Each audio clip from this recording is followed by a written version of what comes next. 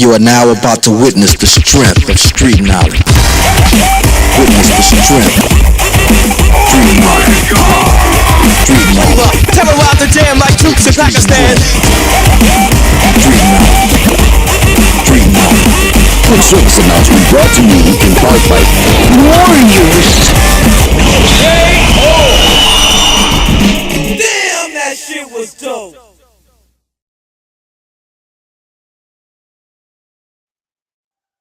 And welcome back to another Warrior Creed live stream with me, the radical Majid Nawaz. On your screens right about now should be the title screen for today's Warrior Creed. You see the meme there with an image. Oh, that's actually President Trump's mugshot.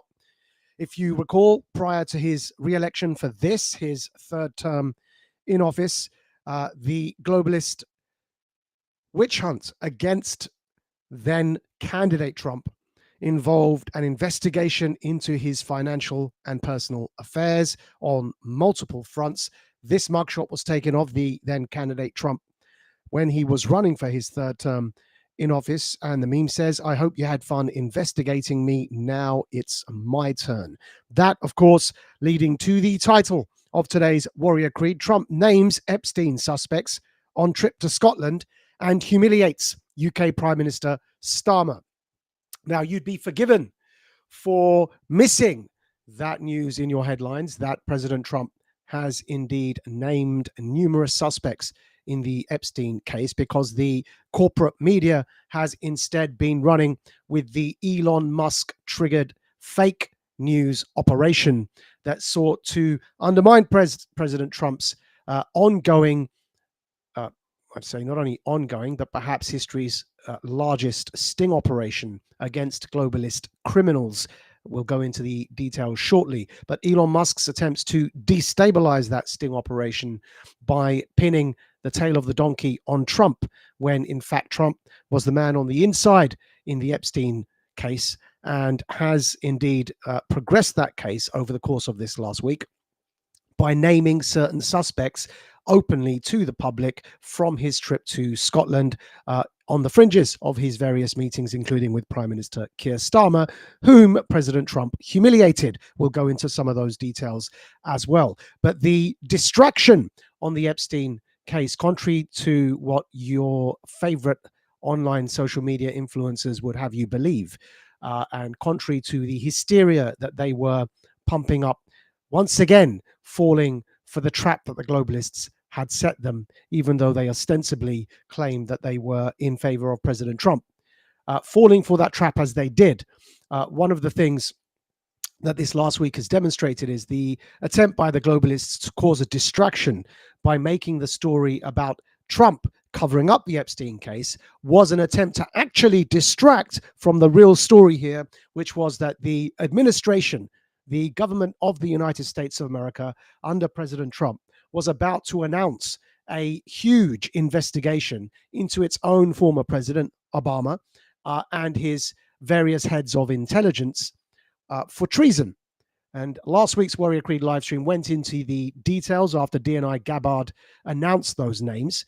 And if you understand what's going on here, you will understand part of the treason that they engaged in to oust then President Trump after his during the 2020 elections that were interfered with by those intelligence heads serving Obama.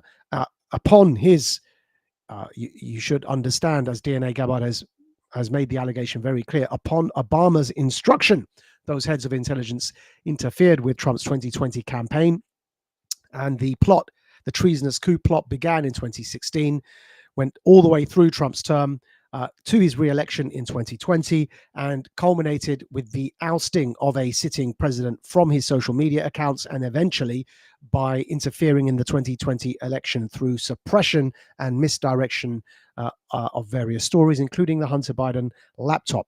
Now, they named specific individuals in the announcement by DNI Gabbard, Director of National Intelligence serving Trump, Tulsi Gabbard. We went into detail into that in last week's stream. But what's happened this week is even further, casts even further, or sheds even further light on that story, because then Trump not only confirmed the allegations of treason made by DNI Gabbard, but went on this week in Scotland to name another president, Bill Clinton, as being a prime suspect in the Epstein case, and provided details as to how the entire Elon Musk-inspired Epstein distraction was indeed a setup, and they were attempting to discredit the entire investigation by placing false or fake news within the story so that the public didn't take the story seriously, because Trump would be forced to deny the veracity of those claims. And of course, the public's attention would instead be focused on TDS, Trump derangement syndrome. But they failed in their attempt because numerous people, even if they weren't large so-called pro-MAGA social media influencers, numerous people, sufficient number of people that had the influence that was required, saw through the trap and continued to insist that the distraction was to focus on Trump in the Epstein case, and that the real story was that if this case did progress, it would uncover the fact that all the leading Democrats from 2 presidents down, so of course Obama in the treason case and Clinton in the Epstein case, and all of the others serving underneath them, including their heads of intelligence, are all complicit, and that Trump indeed was the one investigating them. This stream is going to elaborate on that, provide some meat on the bones for you. And first of all, let's get to this particular, the headline story, and that is, as reported by Disclosed TV on your screens now, Trump on Epstein. I never went to the island. I never had the privilege of going to the island. That's not all that Trump said in this video that we're about to show you. Indeed, what he said was quite significant. He went to name specific names that we on Radical Media, regulars who follow Warrior Creed and Radical Media, we know we named them over a year ago, and before that, prior to that as well.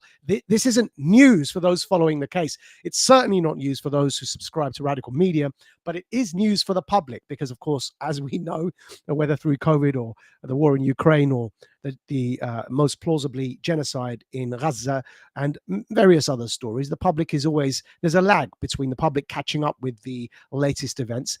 And of course, when we become aware of them, that lag is natural. The Epstein story faces a similar lag. So though it's not news for us that Bill Clinton went to Epstein's island multiple times, went on Epstein's jet multiple times, is a very serious, well, let's say a very,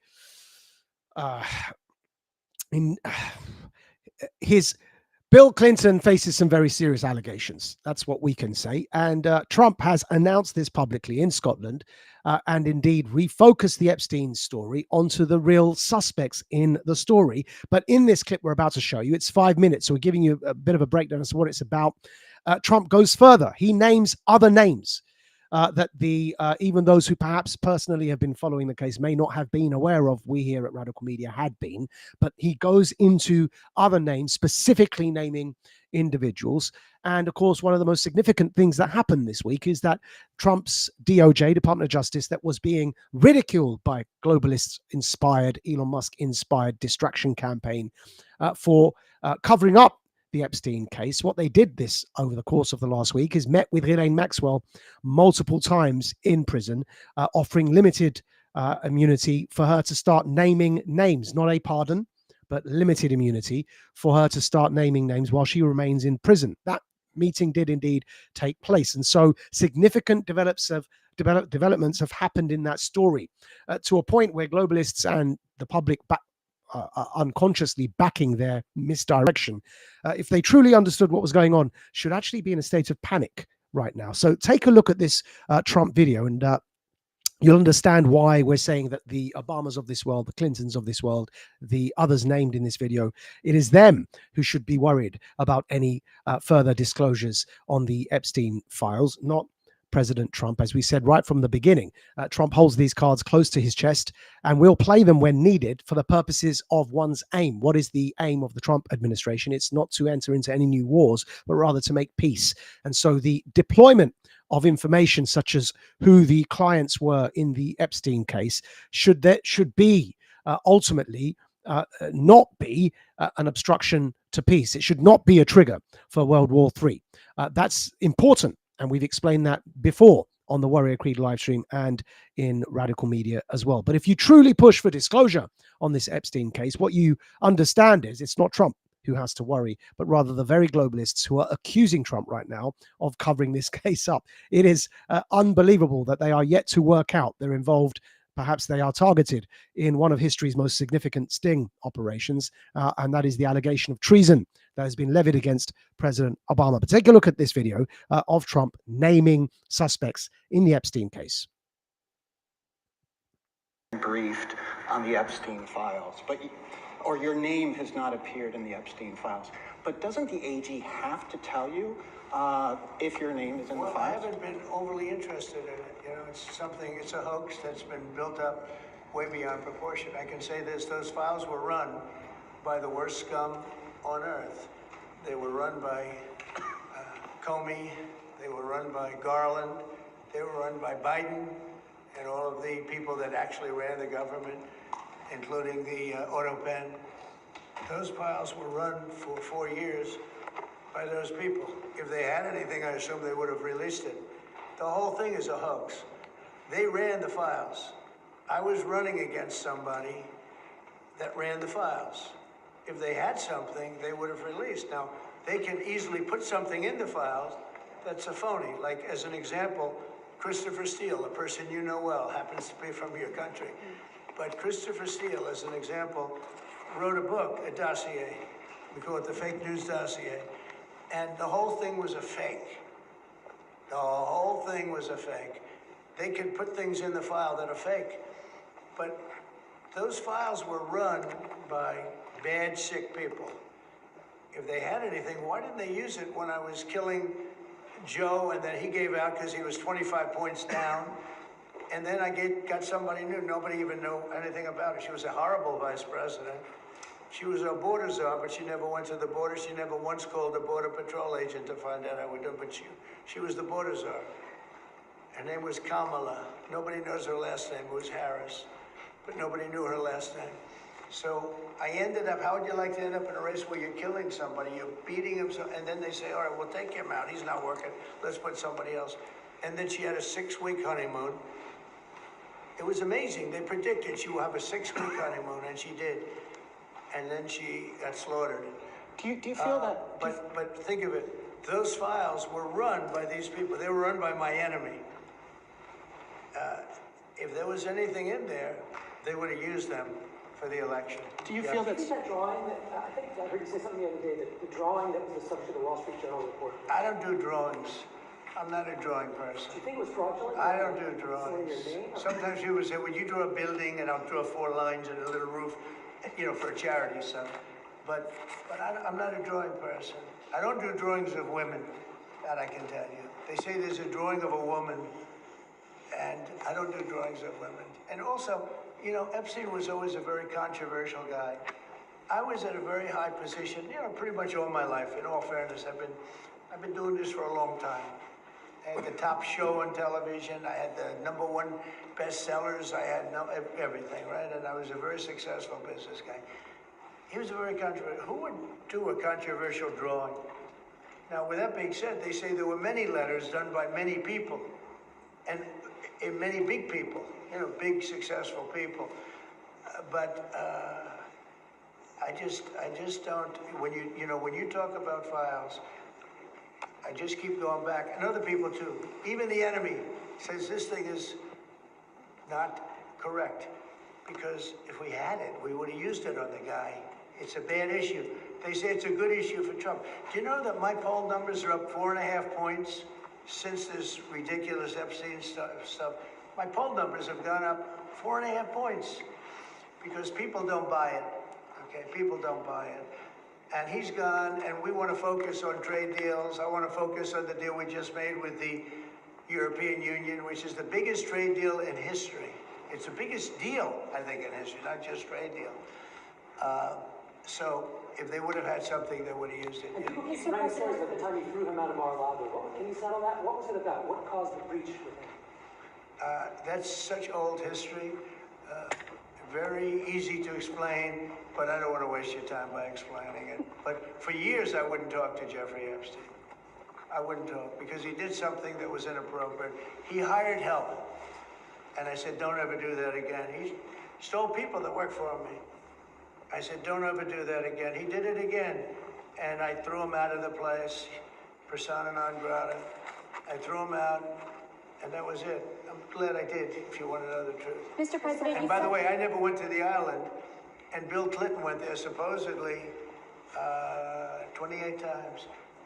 I never went to the island, but Larry Summers, I hear, went there. He was the head of Harvard. And many other people that are very big people. Nobody ever talks about them. I never had the privilege of going to his island. And I did turn it down, but a lot of people in Palm Beach were invited to his island. In one of my very good moments, I turned it down. I didn't want to go to his island. Yeah. Mr. President, on Gaza, next time you speak to Netanyahu, what will you be asking him? And there you have it.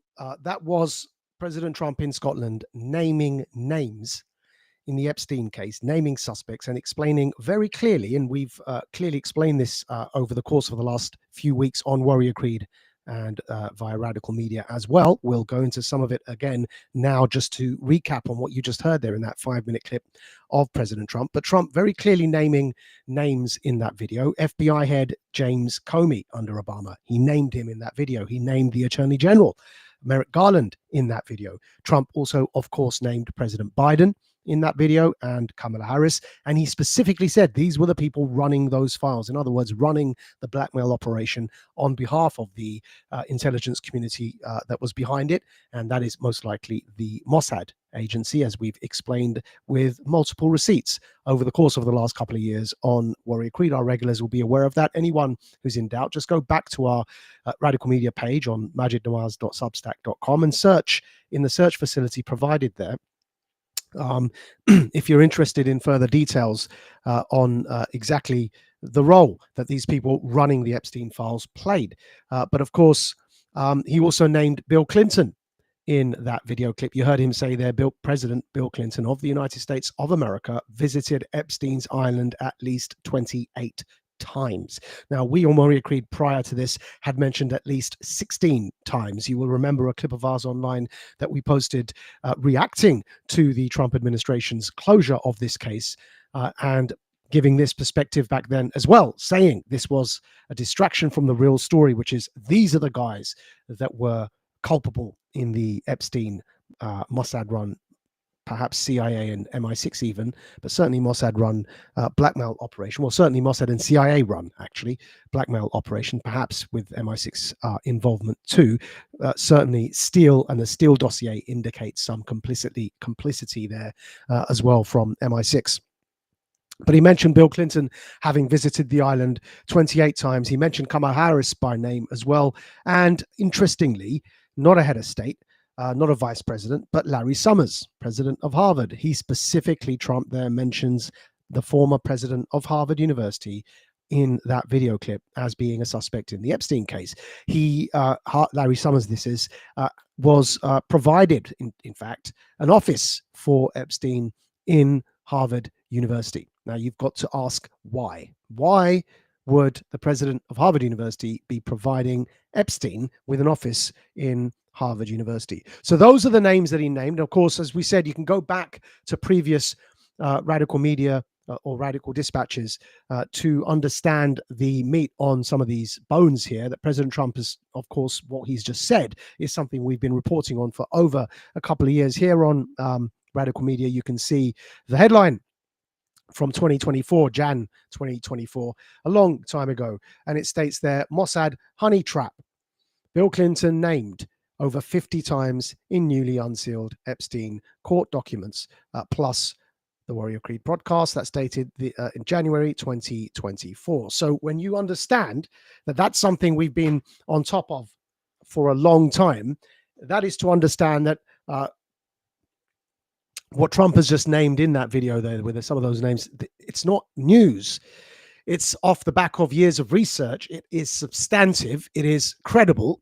And there is plenty of publicly sourced evidence, including the Black Book, the flight logs, all of that available to cross-reference these names. Again, Radical Media has provided searchable databases for our regulars to cross-reference these names, to corroborate the names indeed by cross-checking those who were in Epstein's diary, those who had traveled to his mansion in Manhattan, those who had traveled to the island, those who were on the Lolita Express flight logs, those who he had funded. You can go back and search Radical Media with those searchable databases. When we first provided those via Business Insider, they were free to access. Now, of course, they've been placed behind a paywall, perhaps a rush of traffic, but nevertheless, those searchable databases are archived via Radical Media, majidnawaz.substack.com. You can look for yourselves. The names that President Trump mentioned and others are there, and one is able to corroborate them.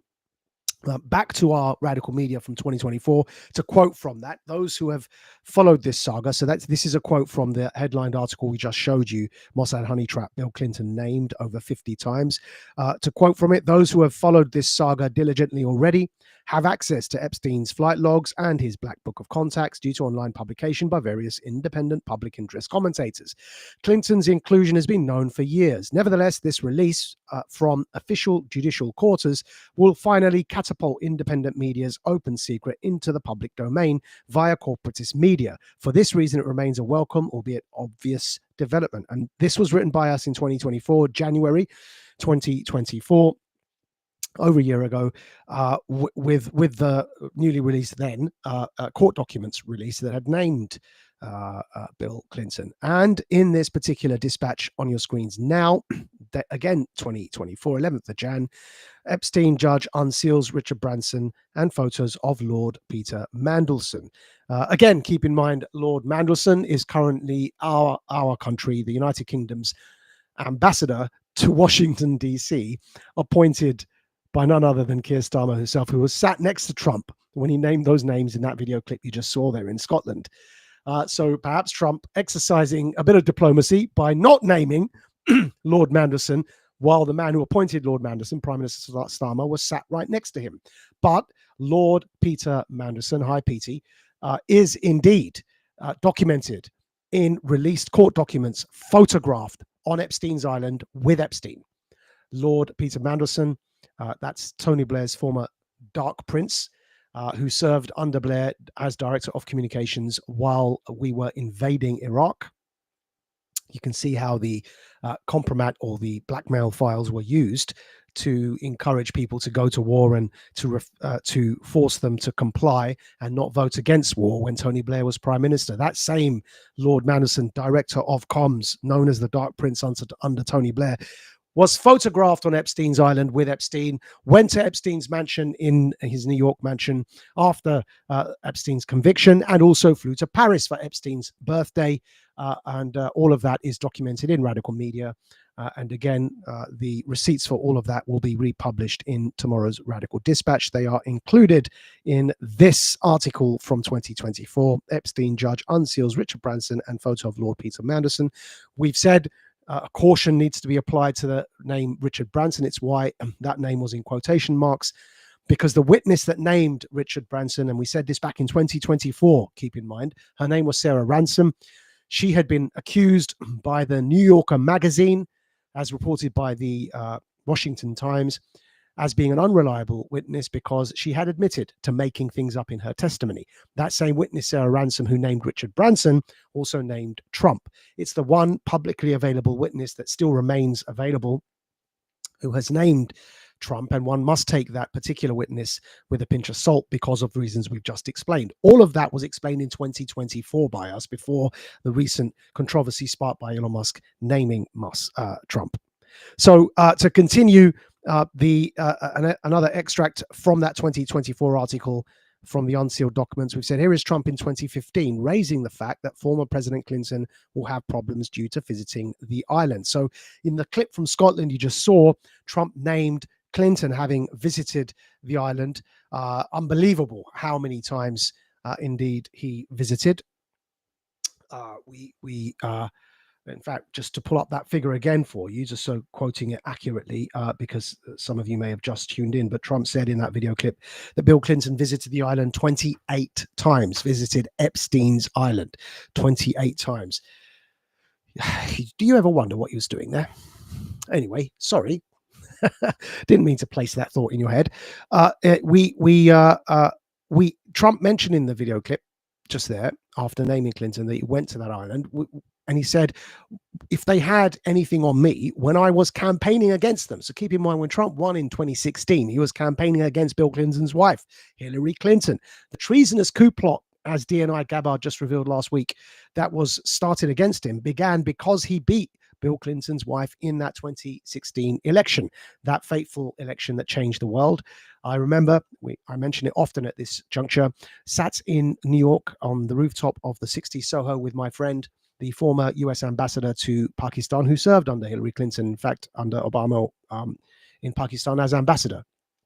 I said Clinton because she was Secretary of State. And under Obama's president, Cameron Munter was the US ambassador to Pakistan. I was sat on the rooftop of the 60 Soho in Manhattan, and I bet him $100 that Trump would win in 2016. He said Hillary would win. Of course, Trump did win, and I asked him to donate that $100 to charity. But that particular moment, Trump made the point in this video that if they had stuff on him, they would have used it in the 2016 race, and then again used it in the 2020 race when they kicked a sitting President Trump off social media. Don't you think they would have used it? Not least because Trump used it back then. And this is why we're showing you this extract from that Radical Media Dispatch. Here is Trump in 2015. You see, prior to the 2016 election, here is President Trump in 2015 using this information that Bill Clinton went to Epstein's island. He's up against a man who's been president and he's never been president yet. There's a huge power dynamic here. There's a former very popular president, Bill Clinton, then in 2015, no longer, but he was, with his wife as the current candidate for president. Trump's never been president, and he says this publicly. You think if they had anything on them, they would not have used it back then? Have a look at this. Bill Clinton. Nice guy. Got a lot of problems coming up, in my opinion, with the famous island with Jeffrey Epstein. A lot of problems. And that really, from 2015, if Bill Clinton had, and of course Hillary Clinton, and of course Obama, they're all together. If they had anything on Trump when Hillary was running in 2016, they would have used it then, and they would have certainly used it in 2020 when they were desperate to get rid of the man from the presidency. They certainly would have used it in his campaign for his third term in office, which is this current term, as they tried to orchestrate various investigations, impeachments, and assassinations against the president. So Trump made that point in the clip from Scotland. We've just played you the clip from 2015 that he referenced, saying, look, I've known about this for a long time. And it's looking very clear that our initial response to the Elon Musk triggered resurrection of the misdirected Epstein scandal is standing up to scrutiny. And that is indeed something that, as we said here in 2024, those who follow this saga diligently already have access to Epstein's flight logs and Black Book of contacts. We knew that Trump wasn't implicated in these files, insofar as we have access to whatever we have access to, of course, barring any black swan surprise.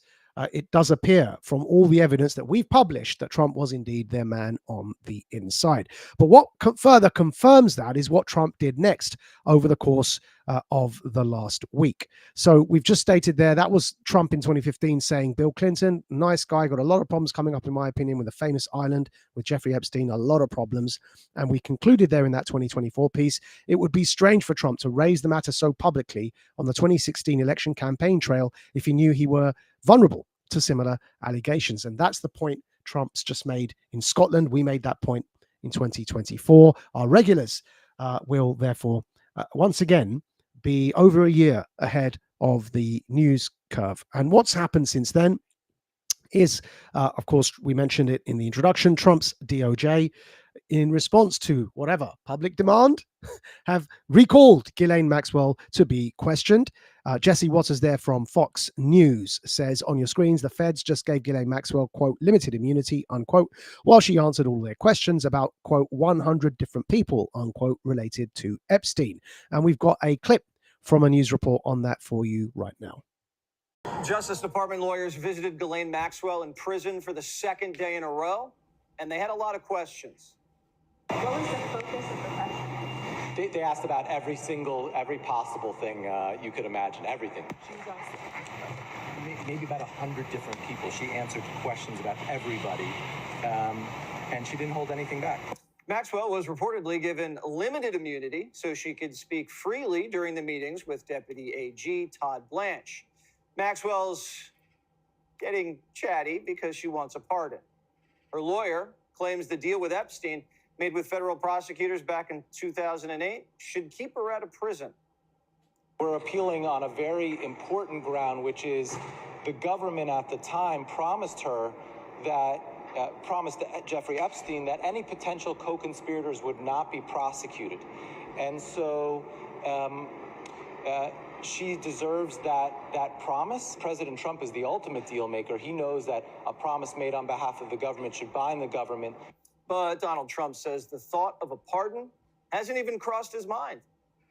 Would you consider a pardon or a commutation for Ghislaine Maxwell if she cooperated? It's something I haven't thought about. It's really If they something. recommended it, It's something I'm allowed to do it, but it's something I have not thought about. And there you have it. The public, whether knowingly or not, being spurred on by the globalists who are too self-obsessed and consumed by ego to understand that they are their own worst enemies, were demanding that Trump release the Epstein files. What Trump's administration subsequently did was recall Ghislaine Maxwell and interrogate her about over 100 suspects. And then Trump goes to Scotland and names some of the names who are the suspects. The Guardian reports the headline, Ghislaine Maxwell interviewed again by Deputy US Attorney General. Subheading, lawyer says Epstein associate answered every single question, honestly, truthfully, and to the best of her ability. You can't make this up. It is unbelievable how people don't see the wood for the trees. Look at this quote from The Guardian. Blanche had announced earlier in the week that he had contacted Maxwell's lawyers to see if she might have, quote, information about anyone who has committed crimes against victims. This is all now publicly named by Trump himself. It's not an easy thing to take lightly that you name a former president such as Bill Clinton having visited Epstein's island over 20 times as he has. And of course, the limited immunity provided to Ghislaine will be there to provide names. Now, of course, one of the names we said was Larry Summers. And Trump named him. He named him explicitly in that Scotland clip. But prior to that, he also named him indirectly in a clip leading up to the Scotland clip. And that's something we're going to show you now as well. If we can bring in the clip for you, let's just put it up. Here we go. Being talked to by a very smart man, by a very good man, Todd Blanche. And I don't know anything about the conversation. I haven't really been following it.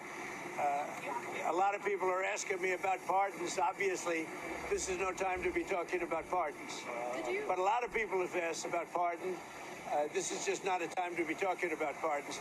Todd will come back with whatever he's got. You make it a very big thing over something that's not a big thing. You should be talking about, if you're going to talk about that, talk about Clinton. Talk about the former president of Harvard. Talk about all of his friends. Talk about the hedge fund guys that were with him all the time. Don't talk about Trump.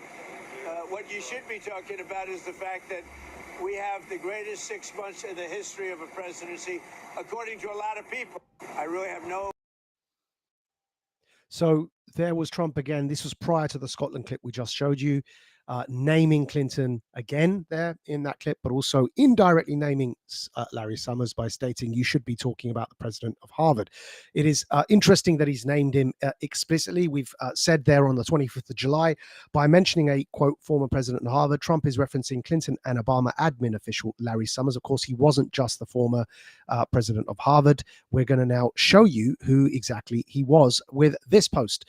This will be republished in tomorrow's written version of the Dispatch alongside all the other receipts from today's live stream. Just go to majidnawaz.substack.com And we'll read this for you now on your screens by poster Johnny St. Pete. President Trump mentioned, quote, Larry Summers today.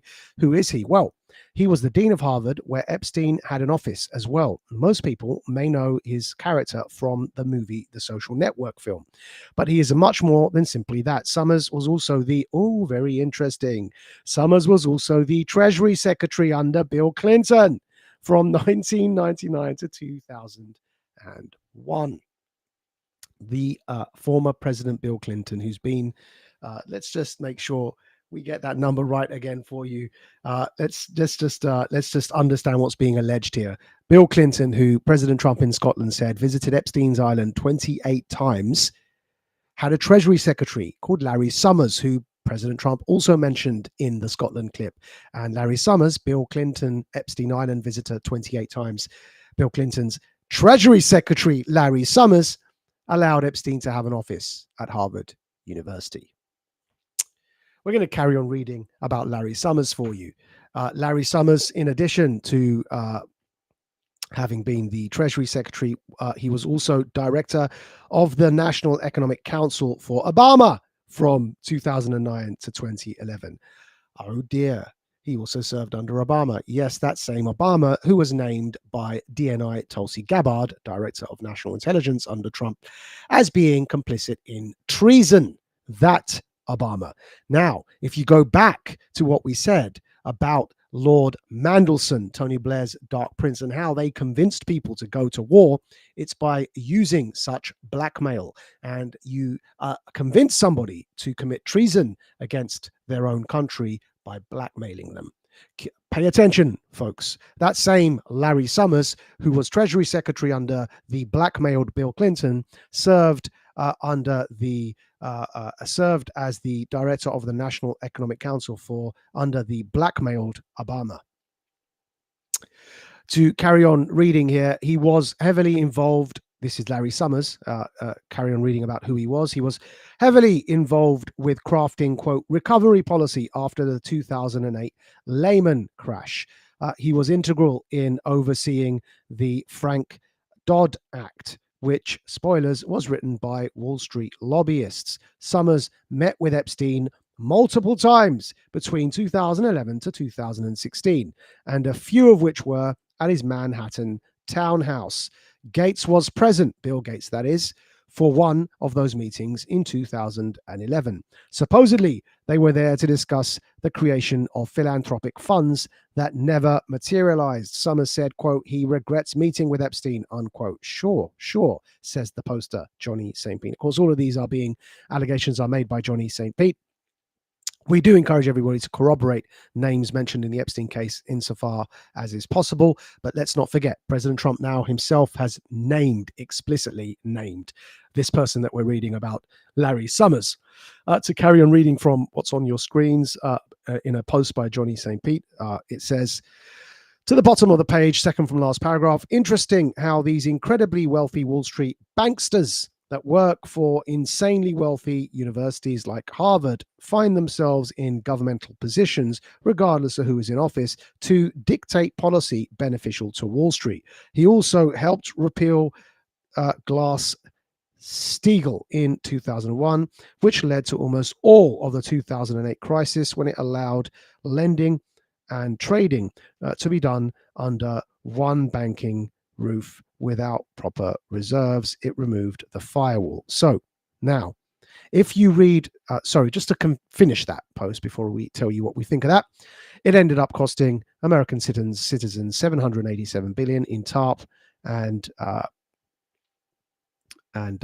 perished the American savers and rewarded those who placed us in that position, privatizing the gains and socializing the losses. Remember that phrase?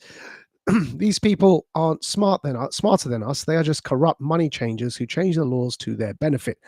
And then there with various photographs with Summers and Clinton and Obama. Now, if you understand read between the lines there, you'll understand, and connecting it with what Trump just said in Scotland, you'll understand what's going on here.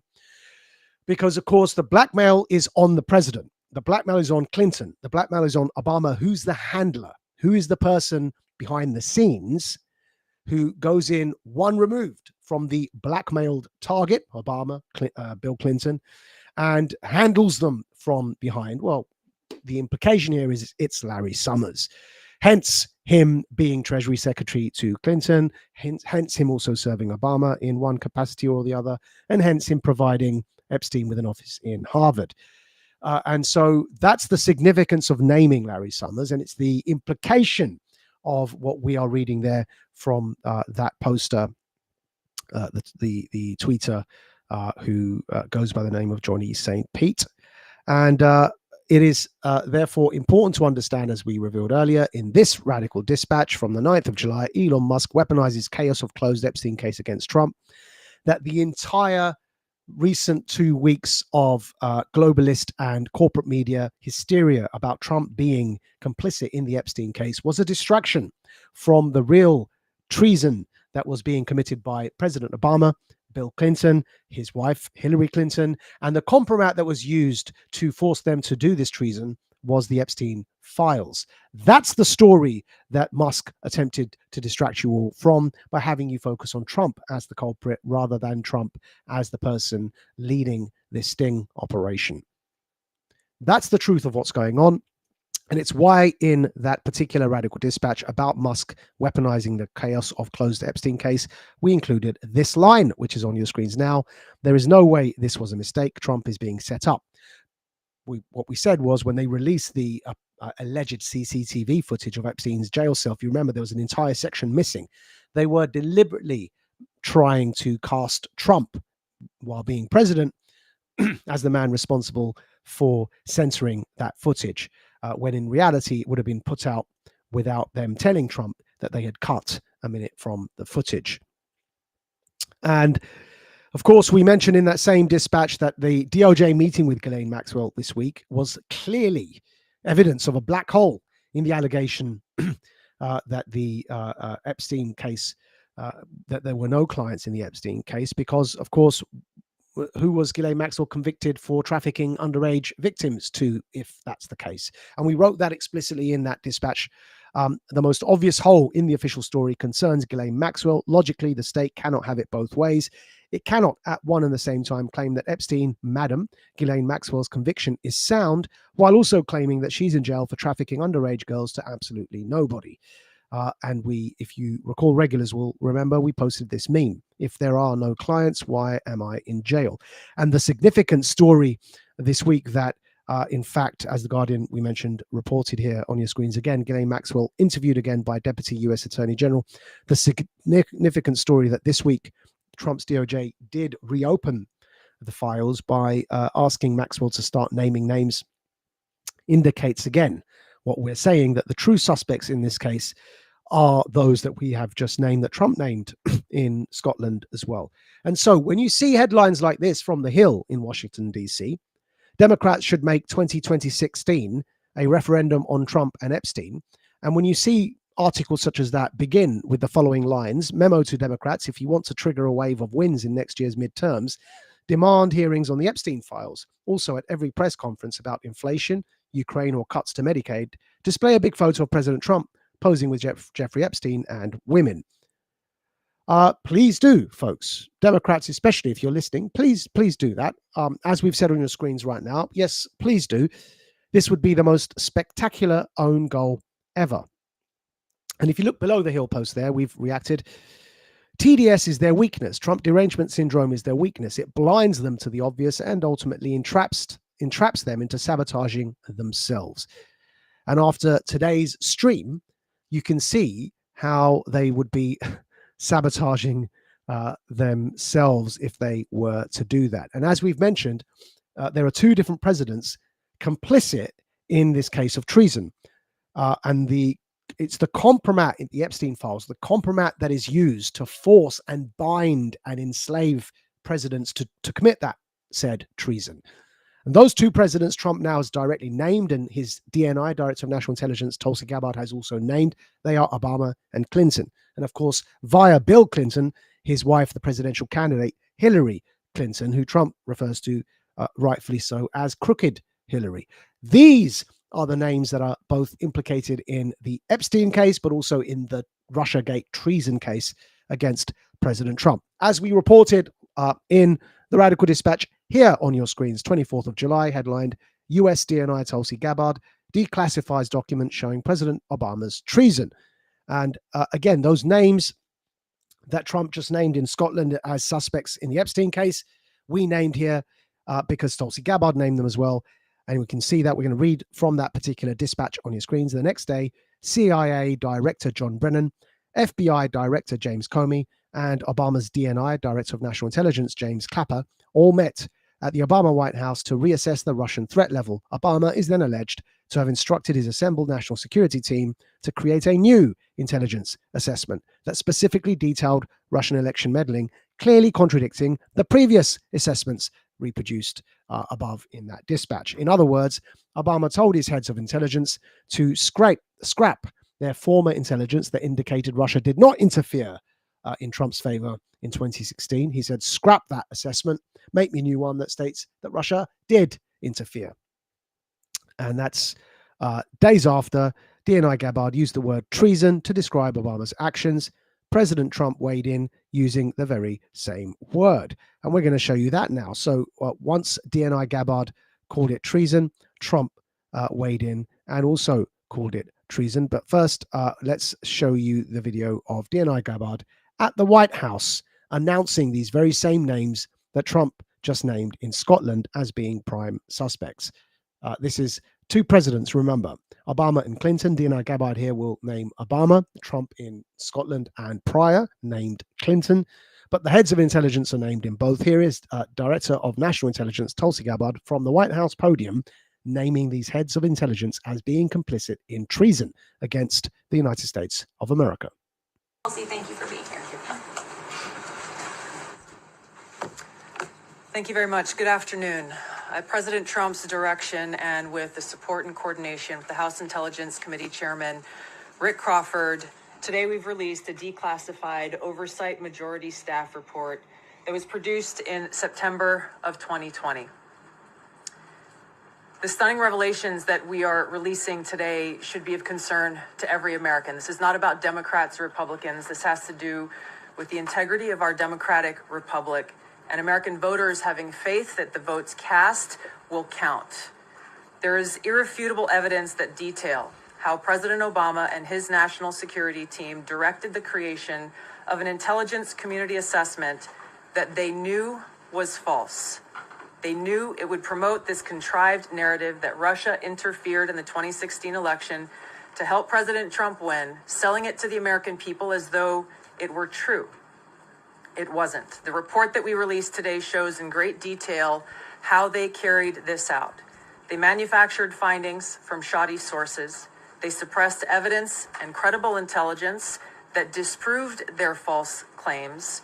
They disobeyed traditional tradecraft intelligence community standards and withheld the truth from the American people.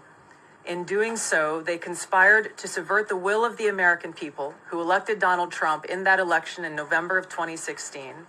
They worked with their partners in the media to promote this lie, ultimately to undermine the legitimacy of President Trump and launching what would be a years-long coup against him and his administration. We're here today because the American people deserve the truth, they deserve accountability, and they deserve justice. The records that we released on Friday that were ODNI records, Senator Chuck Grassley's release on Monday of what is known as the Clinton Annex, which was an appendix to the Department of Justice Office of Inspector General's 2018 report, as well as the House Intelligence Committee's majority oversight report that we're releasing today, all come back to and confirm the same report. There was a gross politicization and manipulation of intelligence by the Obama administration intended to delegitimize President Trump even before he was inaugurated, ultimately usurping the will of the American people. I'm going to go over the key findings from the House Intelligence report, which investigated the claims that were made by an intelligence community assessment ordered by President Obama and published in January of 2017. First, Putin's principal interests relating to the 2016 election were to undermine faith in the U.S. democratic process, not show any preference of a certain candidate. In fact, This report shows Putin held back from leaking compromising material on Hillary Clinton prior to the election, instead planning to release it after the election to weaken what Moscow viewed as an inevitable Clinton presidency. In the January 2017 intelligence community assessment that President Obama ordered, John Brennan, who was CIA director at the time, and the intelligence community intentionally suppressed intelligence that showed Putin was saving the most damaging material that he had in his possession about Hillary Clinton until after her potential and likely victory. The report goes into great detail about the information that Russia and Putin had on Hillary Clinton, which included possible criminal acts like secret meetings with multiple named U.S. religious organizations in which State Department officials offered, in exchange for supporting Secretary Clinton's campaign for the presidency, significant increases in financing from the State Department. They also had documents that showed the patronage of the State Department to State Department employees who would go and support Hillary Clinton's presidential campaign. There were high-level DNC emails that detailed evidence of Hillary's, quote, psycho-emotional problems, uncontrolled fits of anger, aggression, and cheerfulness, and that then Secretary Clinton was allegedly on a daily regimen of heavy tranquilizers. Then CIA Director Brennan and the intelligence community mischaracterized intelligence and relied on dubious substandard sources to create a contrived false narrative that Putin developed a quote-unquote clear preference for Trump. Brennan and the IC misled lawmakers by referencing the debunked Steele dossier to assess quote-unquote Russia's plans and intentions, falsely suggesting that this dossier had intelligence value when he knew that it was discredited. The intelligence community excluded significant intelligence and ignored or selectively quoted reliable intelligence that contradicted the intelligence community assessment's key findings on Putin's alleged support for Trump. Including this intelligence reporting would have exposed the ICA's claim as implausible, if not ridiculous. The intelligence community assessment omitted reliably sourced information, such as how some Russian intelligence officials were quote-unquote planning for candidate Hillary Clinton's victory, while others assessed neither Trump nor Clinton would respect Russia's interests. As was reflected in the ODNI documents that we released on Friday, multiple intelligence community assessments released in the months leading up to the November 2016 election concluded that Russia had neither the intent nor capability to impact the outcome of the U.S. election. On December 5th of 2016, the FBI and ODNI gave the House Intelligence Committee its first post-election classified briefing, in which there was no mention of Putin aspiring to elect Trump by either agency. The Presidential Daily Brief drafted. And you see there directly being alleged by Trump's Director of National Intelligence that there was a coup attempt against President Trump. It began in the 2016 first presidential victory. It began against Trump during his first presidential victory in 2016. It continued throughout his first term.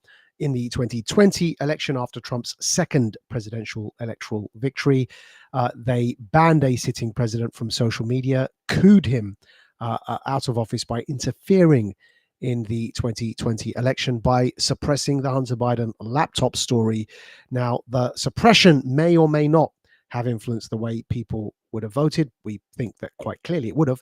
But regardless, the suppression itself of that story and the coup plot alleging that a sitting president was, in fact, a Russian asset when that was, and they knew it was, deliberate disinformation, that is the treason and the fraud that invalidates, and vitiates the 2020 election, securing a Trump win, because that action of collusion, malicious collusion between Obama, Clinton's, and their heads of security is a deliberate act of treason and a fraud that vitiates the 2020 fraudulent election.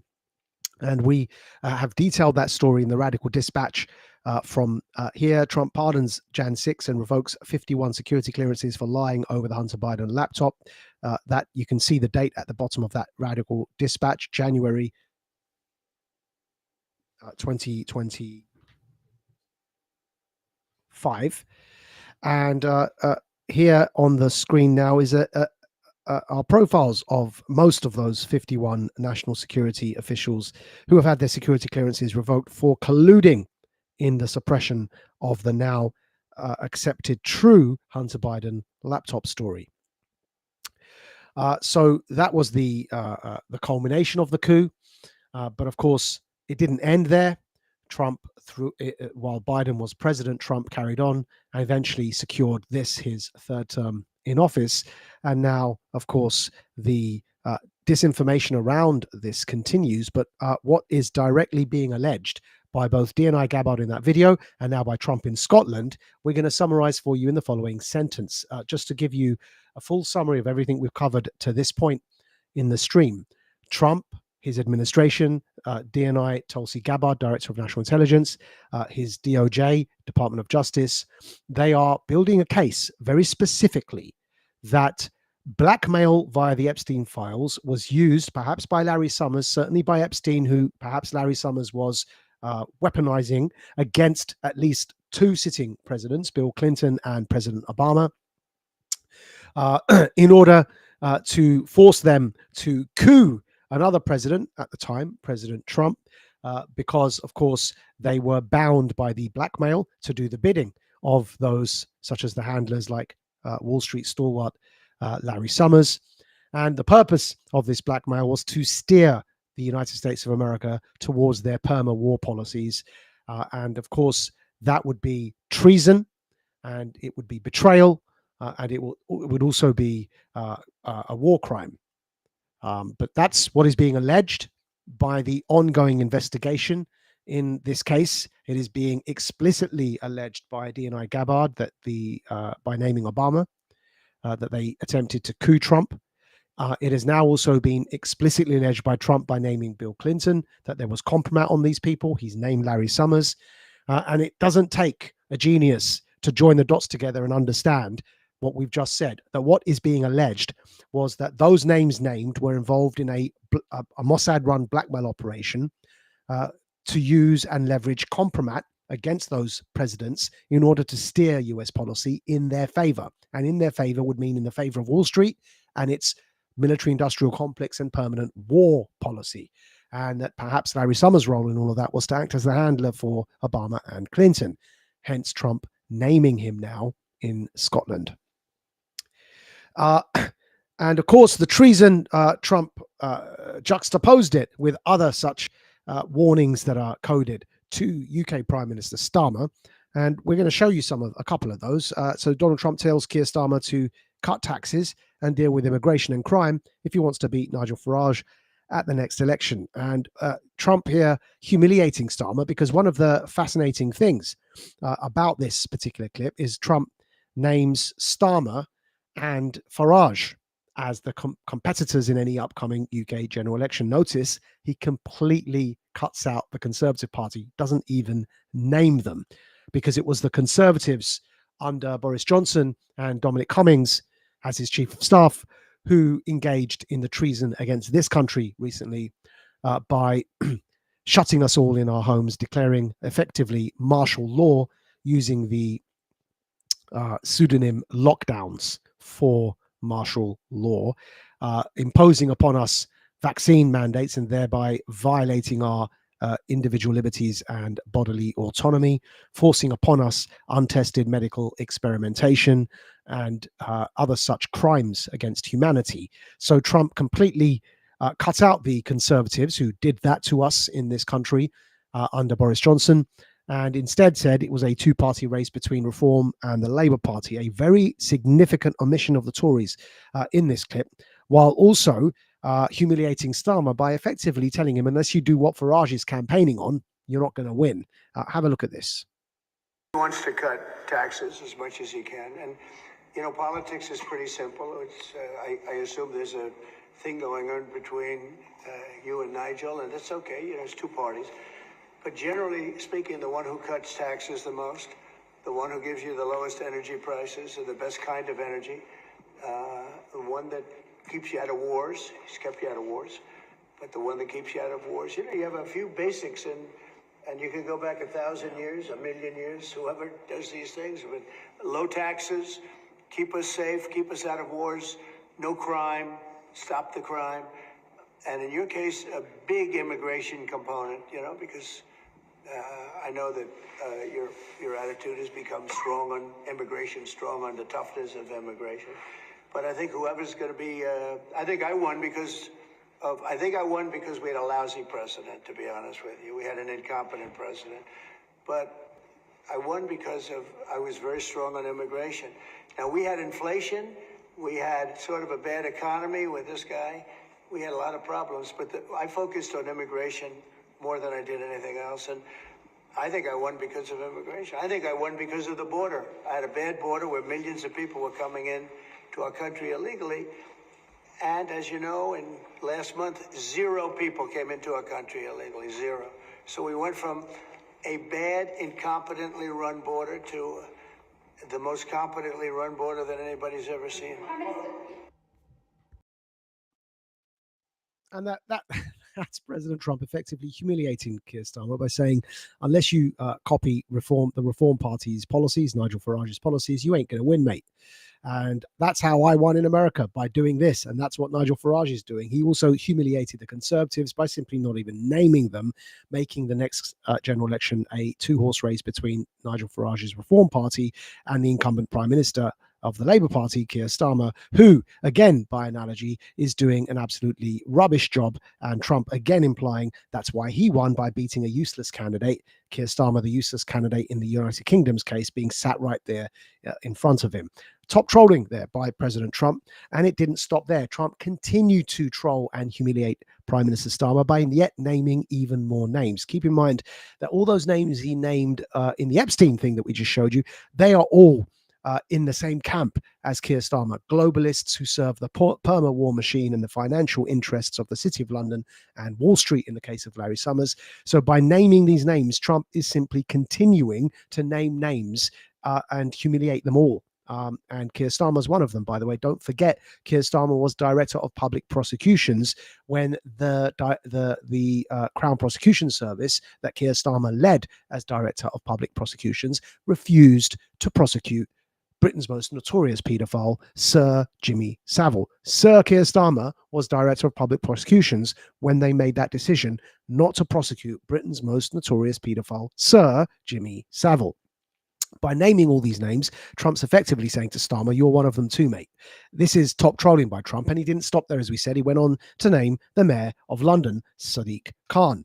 Here you can see on your screens, watch, Donald Trump says Sadiq Khan is a, quote, nasty person who has done a, quote, terrible job as London Mayor. And Starmer sheepishly going, oh, he's a friend of mine. Actually, of course, everybody laughing at Keir Starmer at how humiliated he has become.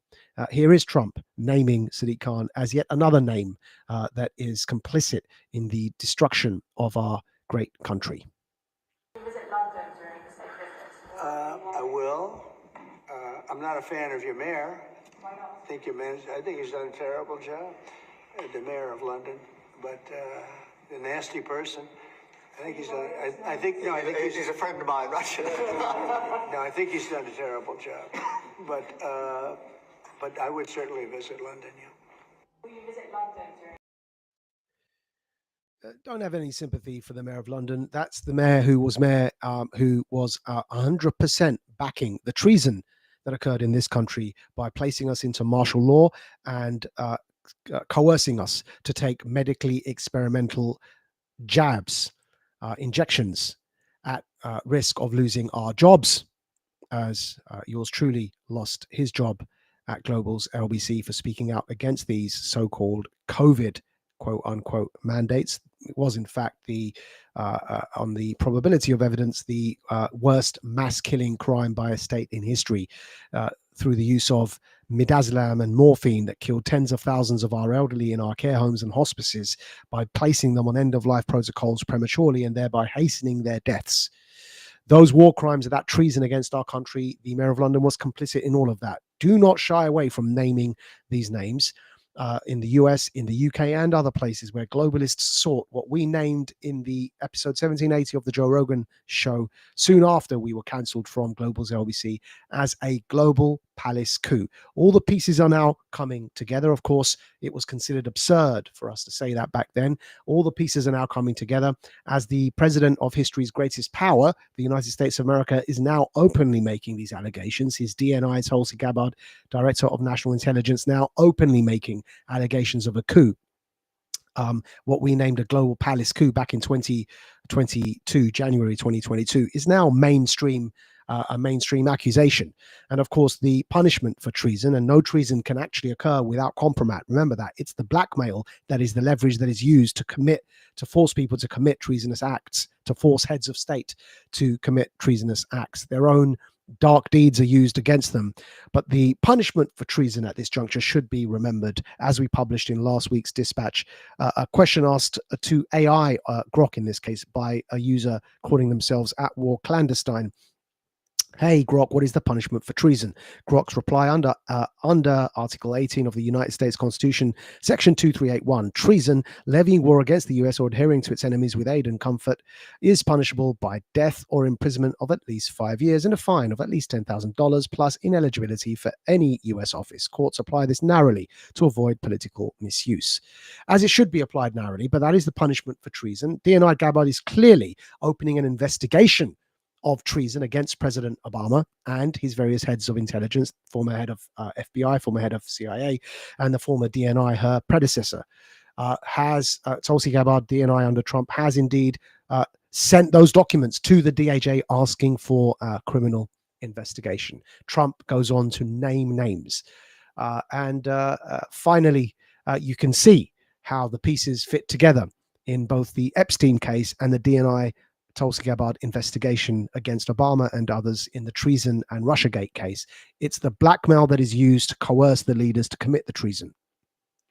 That's what's been going on. Trump's made it very clear this week in Scotland. He's humiliated Starmer, who's on his way out, by pretty much telling him that you're on your way out, mate, just like I be Biden. Farage is going to come in. Once Farage comes in, we will, as we do on Warrior Creed for you, give you a forecast. We did it a long time ago. Farage will be Prime Minister of this country. We made this forecast for you last December, very openly, that Farage will become Prime Minister. That was before, we've been saying this since before Farage's victory in Essex. Now, of course, the Reform Party is leading in the polls, and very few are laughing at us now when we make that forecast. But oh, how they laughed back then. But Farage will become Prime Minister of this country. Trump and Farage then will be working together to finally upturn the global palace coup attempt that is failed. Keep in mind, it was an attempt that failed. It was always destined to fail. It failed. And one of the primary reasons it failed is that these people did not realize that they were walking into a trap that they thought was being used to entrap their enemies. And the Epstein saga is one classic example of the trap they've walked into. That's all we've got time for this week's Warrior Creed live stream. You've been watching The Radical Majid Nawaz. We ask all of you to go to majidnawaz.substack.com via on Radical Media's page via Substack to gain access to the written version of this stream known as the Radical Dispatch, which will provide all the hyperlinks and all the receipts for you to go and check out everything we've said today for yourselves. Do not take our word for it, with all the video clips posted there for you as well.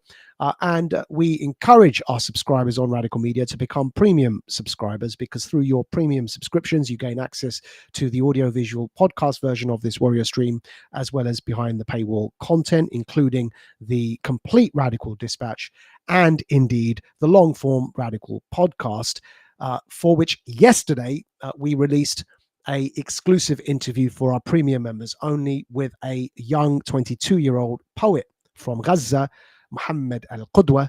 And that is a long-form Radical podcast for all of our premium subscribers. It's paywall content.